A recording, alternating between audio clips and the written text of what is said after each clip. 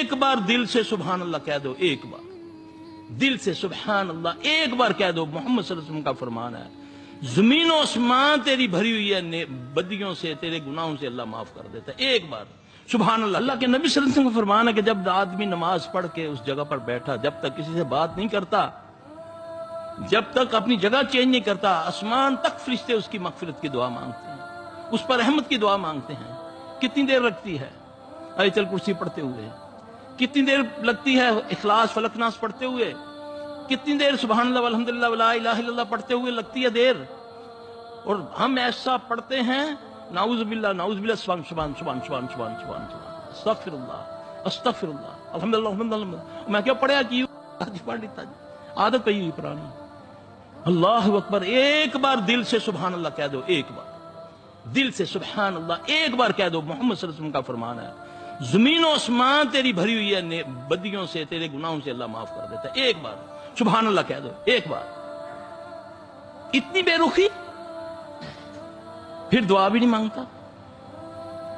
اتنی تکبر ہے کہ اٹھتا ہے رومال جھاڑتا ہے ادھر رکھتا ہے، پھلانگتا ہوا نکل جاتا ہے، جا کر دوست باہر کھڑا ہے سگریٹ وہ پی رہا ہے، گانے وہ گاڑی میں لگے ہوئے ہیں، اس کے انتظار میں اس نے السلام علیکم ورحمۃ اللہ السلام علیکم ورحمۃ اللہ کھڑا ہوا، چھلانگ لگائی باہر جا کر اس کے ساتھ گانے، اس کو باتیں کر رہے ہیں اس کے ساتھ،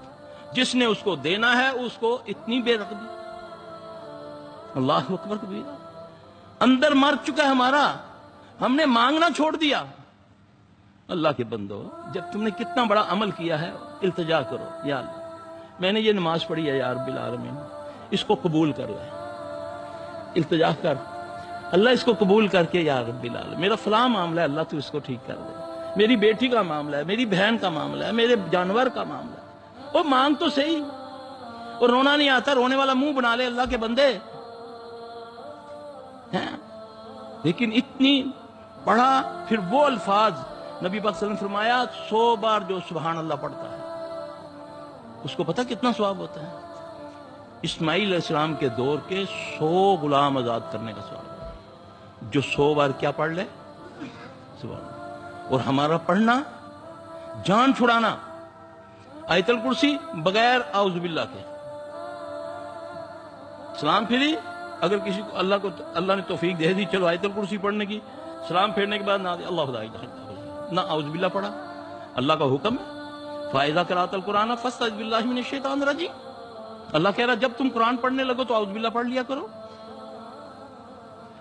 ایک میں نے تجربے میں دیکھا، اعوذ باللہ کے بغیر آیت الکرسی پڑھو جن کو کچھ نہیں ہوتا، جب ہم دم کرتے ہیں اعوذ باللہ پڑھ کے آیت الکرسی پڑھو، دیکھو اس کا حال کیا ہوتا ہے۔ لیکن پڑھنے کے لیے میرے بھائی، میری زبان، میری آنکھوں، میرے کانوں میں حیا ہونی چاہیے۔